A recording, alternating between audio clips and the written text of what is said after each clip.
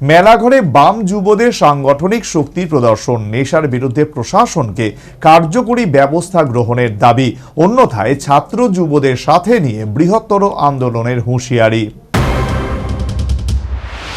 নেশার বিরুদ্ধে ব্যবস্থা গ্রহণ, আইন শৃঙ্খলা পুনঃপ্রতিষ্ঠা সহ কর্মসংস্থানের দাবিতে বুধবার মেলাঘর সিপিএম শাখা অফিসের সামনে জমায়েত হয় বাম যুবরা।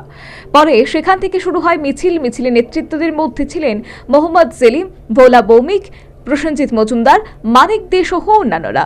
মিছিলটি মেলাঘরের বিভিন্ন পথ পরিক্রমা করে পরে সেখানে সভা অনুষ্ঠিত হয়। সভায় দায়িত্বে ছিলেন কার্তিক দাস, মনির হোসেন ও চিরঞ্জিত দাসকে সভাপতি মণ্ডলিত করে পথসভার কাজ শুরু হয়। পথসভায় দাঁড়িয়ে ডিওয়াইএফআই রাজ্য সম্পাদক নবারুণ দেব প্রতিবাদী আলোচনার মুখর হন রাজ্য সরকারের বিরুদ্ধে। শিক্ষিত যুবকরা কাজের জন্য দিশাহীন হয়ে ঘুরছে, কাজ মিলছে না বহিরাজ্যেও, তারপরও এই রাজ্যের একাংশ যুবকরা কাজের সন্ধানে অন্য রাজ্যে ছোটাছুটি করছে। শিক্ষা প্রতিষ্ঠানে নতুন করে শিক্ষক নিয়োগ হচ্ছে না, প্রতিটি দপ্তর আজ বেহাল অবস্থায়। যেখানে যান ছাত্রছাত্রী আছে, পাস হচ্ছে না, কারণ স্কুলের মধ্যে শিক্ষক নেই। প্রতিটা স্কুলে শিক্ষকের সংকট।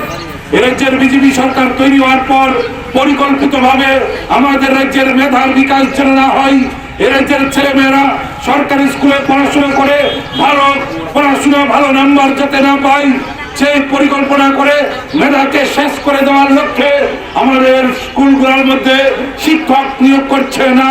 তার ফলে আমাদের রাজ্যের বিএড পাস করা, ডিএলএড পাস করা, এমএড পাস করা যোগ্যতা সম্পন্ন লাখো লাখো বেকার আজ ঘরের মধ্যে বসে হতাশায় ভুগছেন, দিন কাটাচ্ছেন। সরকার তাদের কথা ভাবছে না। স্কুল হাসপাতাল না, আপনি এসডিএম অফিস যান, আপনি তহসিলে যান, আপনি পঞ্চায়েতে যান, সবখানে কর্মীর সংকট, সরকার চাকরি দেয় না। নবারুণ দেবীর অভিযোগ, রাজ্যে প্রতারকদের সরকার চলছে, ওরা সাধারণ জনগণের সাথে প্রতারণা ছাড়া বিকল্প কিছু করছে না। যুবকদের কর্মসংস্থানের পরিবর্তে এই রাজ্যে নেশার স্বর্গভূমিতে পরিণত হয়েছে। এদিন বাম যুবদের এই বিক্ষোভ জমায়েতে সোনামুড়া মহকুমা সম্পাদক ইন্দ্রজিৎ সাহাও সরকারের বিরুদ্ধে বিভিন্ন সিদ্ধান্তের সমালোচনা করে বক্তব্য পেশ করেন। Bureau report, news vanguard.